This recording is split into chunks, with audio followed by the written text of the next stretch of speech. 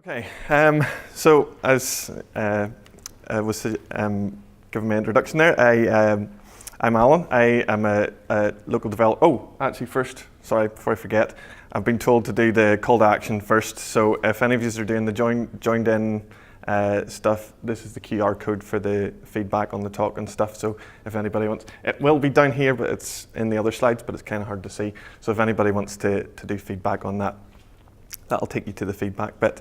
But on there, you'll hopefully notice that I've registered myself as a learner beginner speaker, so please be gentle on the feedback. But any criticism or constructive criticism would be greatly appreciated. So I'm Alan Stirling, a developer. I work mainly up on the north coast. So I had a little bit of a trek down today, but I'm here to talk to you about mainly about open development. Hopefully the title wasn't too misleading. It was more about open development rather than open data and open source, but how that kind of all fits in together. So I'm sure, hopefully, most people in the room here are aware of open source as a movement, and hopefully most people as well are aware of open data and what open data is as well. So just a quick poll, who has anybody worked on an open source project? Okay, anybody worked on a project that's included open data? A few? Okay, so for a few as to who maybe haven't worked on projects like that there, just a quick definition, and if anybody's an open movement buff, please excuse the definition because this is one of many. So open source is when software has been created and the code has been made open and available to anyone to do with as they please based on a particular license specification. And open data, again, very similar. It's when data has been made open to the world for people to do with as they please, again, under a kind of specific license or directive. So if we've got open source and we've got open data, what then is open development? So if you do a quick kind of Google on open development, you'll find that there's actually not too many definitions, at least clear definitions of what open development is. So here's one that I came across. So open development seeks to bring the philosophy and the philosophy of the open movement to international development. It promotes open government and the transparency in aid flows, engagement of beneficiaries in the design and the implementation of development projects, and the availability and use of open development data. Now, I tend to be a little pedantic about these types of things. So whenever I looked at that definition, I kind of thought, well, there's a little bit of a problem. It kind of describes what open development does, but not necessarily what open development is. So it's kind of a process of showing what the processes are within open development. But this is the one way that we kind of look at the open development movement. It's much easier to try and define it by what it does than rather than what it is. Okay, so open development is any approach that's trying to take the open movement and apply it to the development process, whether that's in teams or individual people working together. It's just trying to apply those particular attributes of the open movement into development. Those attributes are obviously things, openness and transparency and freedom of access, those types of attributes that are part of the open movement. So towards the end of last year, I was asked to work on a project that was tasked with creating tools that would help people who were releasing data to be open. So here's the one-liner from the competition that we were putting in for. So invitation for the companies to develop new open source tools or significant incremental improvements to existing tools that are used for open data publishing. So they mainly wanted to focus on the data that was being put out there, the quality of the data, the speed that the data was being published, and also potentially looking at automation into publishing data to be open to the world. So the software platform that we that we proposed as part of the competition was based on open source software, which included Linux and Python and some JavaScript and things like that. So, so basically, then we had our open source bit covered. We had our open data bit covered. Tick tick. So obviously, then the next thing we needed to look at was how do we make the development process open as well. So developing or helping to make the project open development and integrate the openness and the transparency and the freedom of access into that. The first thing that we had to do was try and get a team together that was going to be sourced in an open way. So this is kind of the technical description of how we did that. The project team was structured in the form of a legally bound consortium, organized by a syndicate in turn, which was formed from a larger cross-industry network. So hands up if you understood exactly what that means. A couple of tentative ones, okay. So most of you are in the same boat as me then. The first time I kind of looked at that, at that definition, I didn't really know what, slide. I didn't really know what it was. So just to give you the big picture version, the consortium is just a group of businesses that work together on the project.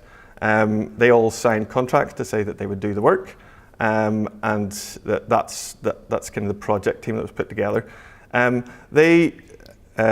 So basically, then it was then the syndicate part of that, which is basically a select few of voting members who were then all members of a wider network. Okay, so the consortium was basically the project team. They all signed contracts to say that they would work on the project. Then some of those people were from the syndicate were on the team as well. Other people were then just voting members of the kind of wider network of businesses and contractors and things that were put together. So this was quite an important part for making the project an open development project. If you don't have a kind of multidisciplinary pool of people to source your resources from, then it can be quite difficult to put an open project together, because if you're just pulling from one business or one organization or whatever, then it inherits being closed just by the nature of it. So what we did was there was a call put out to the wider network of basically who wanted to work on the project. A description of the project was put out, and people were then able to express their interest about being able to work on the project. So once the proposal went through and it was successful, the consortium would have been formed. It was formed, and it basically got organised by the syndicate. Any of the issues that were put together that happened while putting the team together, there was lots of processes available with it that the syndicate had already organised to help just streamline the putting together of that team as well. So most of the issues got solved without any problems going forward. So once we had our team, we wanted to get started on the project. So once we were starting in, we had the project team. There was quite an important part again to making this open. There was no one individual or business or whatever within the project team who had complete responsibility for delivering the project. So I'm sure whenever you think there's no individual responsible, you're probably thinking, well, how did anybody get anything done? So that could have potentially produced a bit of a bottleneck, but basically in a non-commercial environment, you would have the business owner or the CEO or individual contractor or whatever who would be they would be the ones who would set the timescales and the goals for anybody else who's working on the project. I suppose potentially they would delegate responsibility for that as well. But since no one on our team was individually responsible. We had to ask, well, who makes the decisions and who drives the project forward? So that was kind of two separate questions. The first one was how do we make decisions? So the decisions were mostly made they were made democratically, and the responsibility was shared across the project team members. In most cases, and actually in all cases on our project, there wasn't any need for any vote or anything like that for any of the decisions that we were making throughout the project. Basically, when we were making decisions, whatever points would have been raised, they would have been discussed, solutions would have been agreed upon, and that's kind of how we made those decisions. Now, obviously, there was potentially some frustration, disagreements, and all that as within any project, but all of them got resolved without the need for someone kind of pulling rank. No boss had to kind of step in and say, "This is the way we're doing it," and that's just how it is. So we managed to do that reasonably well in making kind of all those decisions, and it helped to maintain an openness within the team that everybody had that shared responsibility going forward. So as for driving the project, there was still very much a need for a driving force in the project. Now for us, that person was the person who created the proposal and got the funding and stuff through for it in the first place. And it's fine and it's necessary for that person or those people to be in the project. If you consider obviously the larger open source projects out there in the world, they have lots of contributors who they put their work into it, and people do their pull requests and all that kind of stuff, and they work on the project. But the big successful ones, the ones that everybody knows about, they always have a kind of core team of people who work on, again, sometimes who work on the core of the project. So if you're thinking, Apache or Ruby or whatever, they always have a kind of core team there who accept pull requests and all that kind of stuff. But they then tend to be the driving force, the people who look at the purpose and the plan of the project. So that's still very much required within an open development project.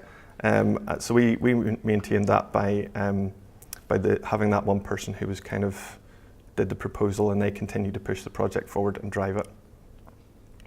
So DaytoDay, how did we kind of run through the project?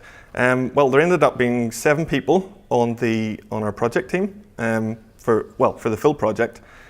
We did draft in some additional help at certain stages, just based on workload and pressure points and things within the project. But there were seven core people on the project team. DaytoDay, we worked as an agile team. So all our processes were using the agile methodology.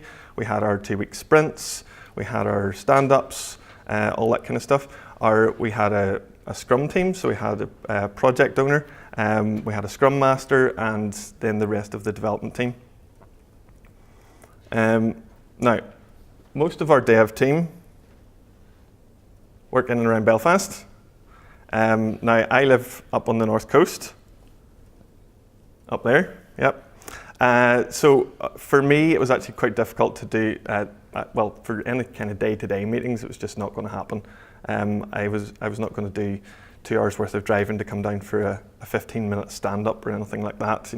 It just wouldn't. And actually within the team, that was very similar. There's all the other people in the team have their own businesses and their own projects and things that they were working on as well. So generally day-to-day meetings were just not going to happen. As in face-to-face meetings. So we used a number of different tools to kind of keep that on track and help us manage the project as we went through it.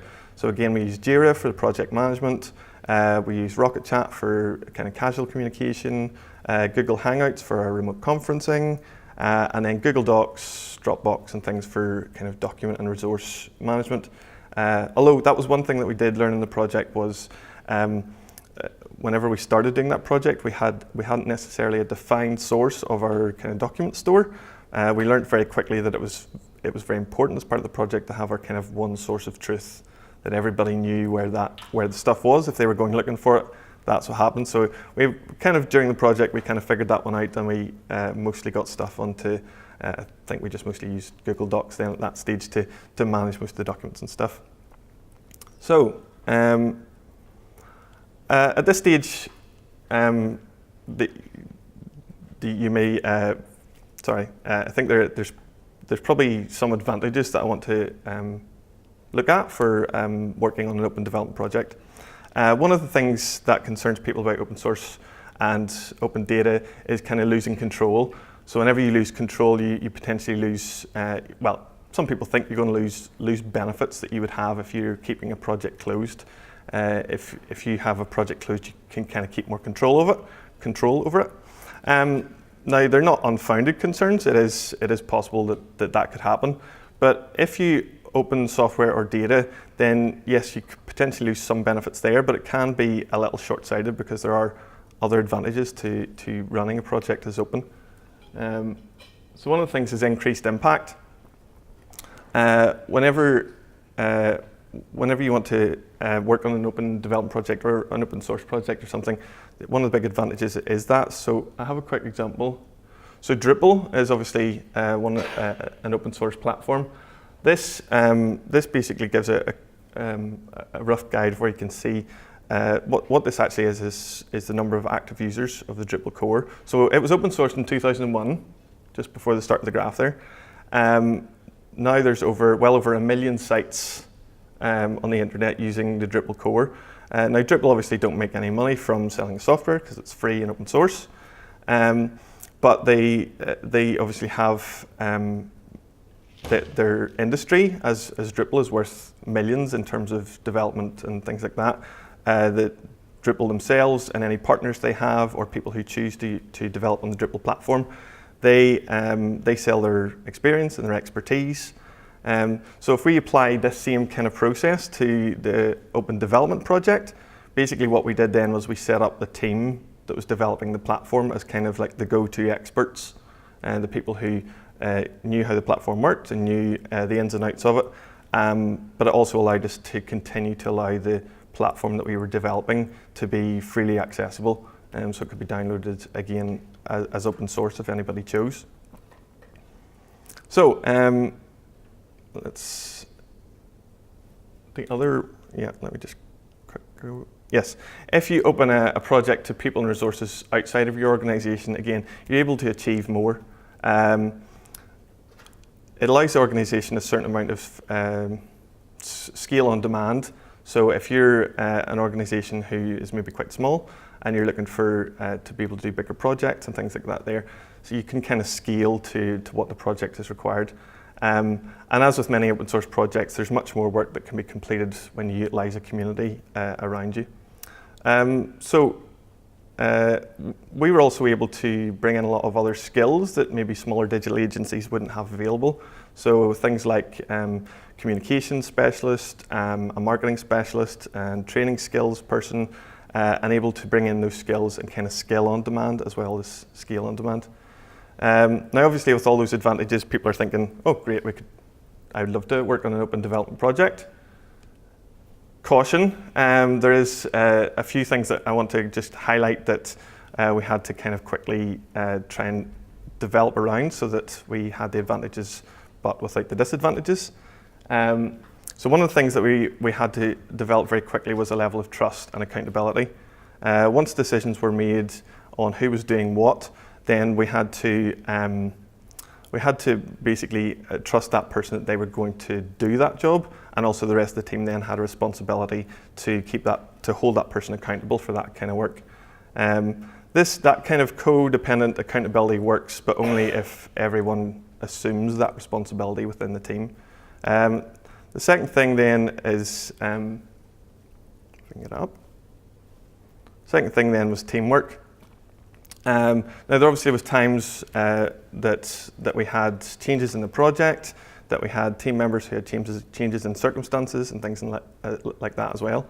Now a few of the members, when we did have those issues, basically what happened was other team members were able to step in and support that person or take on a certain amount of workload, which in this kind of project is only going to work if everybody has taken on that shared responsibility and the project going forward. So obviously there's wonderful advantages that we've already looked at, and opportunities available. But I guess my point on this one is to kind of wrap up that I think that there are great opportunities, but also that if more more businesses were open and willing to share opportunities and projects with others outside of their organisation, other people in the world, then I think that it gives those advantages, but also increases that own organisation's impact and their reach within their sector, similar to the kind of the Drupal example. Businesses who maybe start sharing, who see those advantages and maybe start looking at shared knowledge and resources, it potentially makes more opportunities available to those businesses and organisations. Suddenly larger tenders and contracts and things that maybe would have been out of the reach suddenly become, I guess they have more potential that business could take those things on. That in turn is obviously going to spur on local industry here in Northern Ireland, further afield, all that kind of stuff. And if anybody has worked on any projects similar or would like to, I'd love to hear feedback, either on the joined in or come and have a chat to me. But I guess if everybody's happy with that, that's kind of me done. I would love to take any questions if we've still got a bit of, we've still got a bit of time. Do you want to come and filter? We've one already there. Do you need a so a mic? Unfortunately we don't have a roving mic. So do shout out your question, and then I'm going to have to repeat it back for the recording and for everyone else to hear. So the open source method is sort of synonymous with security risks.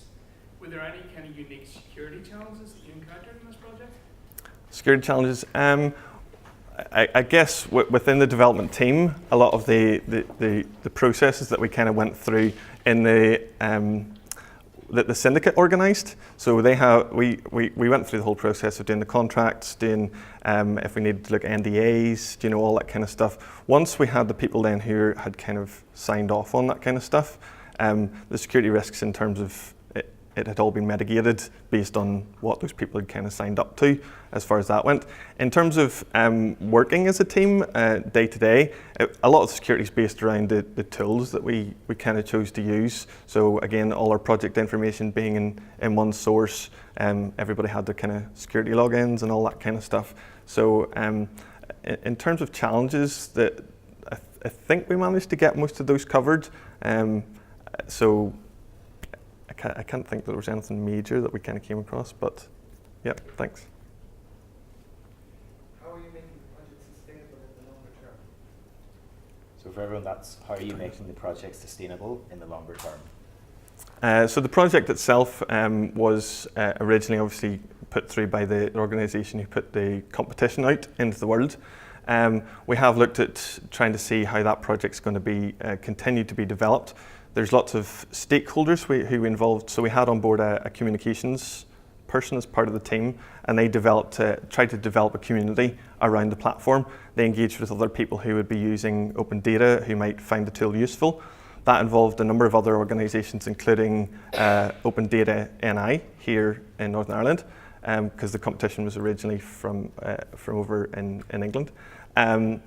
But we engaged with them here, and as part of the platform then we chatted to them about what their needs were, and if they could then integrate certain bits into the platform, because they could, basic platform allowed for additional tools to validate data in different ways. So they were obviously able to say what their needs were, and then tools could be developed on the platform going forward, which potentially then comes with additional funding and things like that. Also engaging with the open source community in general. We developed relationships with certain people who were into open data as a community, who we then also ran a competition ourselves to engage more people in the open source community, which allowed them to, again, put their own pull requests in for bits that they wanted developed and tools that they wanted developed. And we're continuing to, again, potentially run another competition very soon to continue to try and engage that community around it. So hopefully that's okay. Anything else? I think we've got a couple of minutes if anybody has any other questions. No, if not, oh, yeah. Sorry to torture you here. No, go for it. I'm curious that in this sort of structure, where do you fit like peer review into your work? You know, how do you kind of, you know, the way you're saying about avoiding bottlenecks and not having one sort of person overseeing it. How would you sort of review each other's work essentially? Where's the kind of peer review? Oh, well, in terms of the actual development part where the code and all the kind of infrastructure and stuff, so in the development team we had basically 2 developers and an infrastructure developer, and they would largely have worked in a similar kind of process to I guess pair coding type approach, where they, in terms of development, they knew what each other were up to.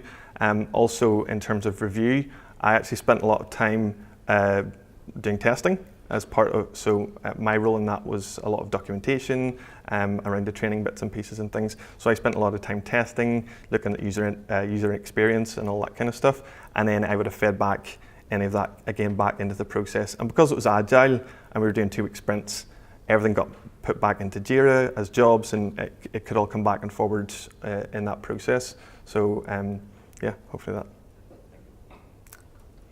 But great. Oh, yes. In terms of the open source community, how were you able to look up resources, developers, testers? How do you access that information? As in just developing the community outside of the project? Sure. So you were established in a team. There were resources, and you needed to find them, get them interested even in your. Well, in terms of people who are working specifically on the project core, that was done through the kind of network of people, which again, I'm not sure if anybody has come across the open industry stuff that's in and around Belfast. That's kind of where that network started. In terms of engaging the further community, we got lots of contacts through the organisation who put out the competition. It was the Open Data ODI, Open Data Industry, who put out the competition. They had lots of contacts within the open data sector, and it gave us lots of time to, or lots of contacts to try and engage other people in the community. But yep, I think that's kind of us. So thanks very much, and hopefully you find that interesting.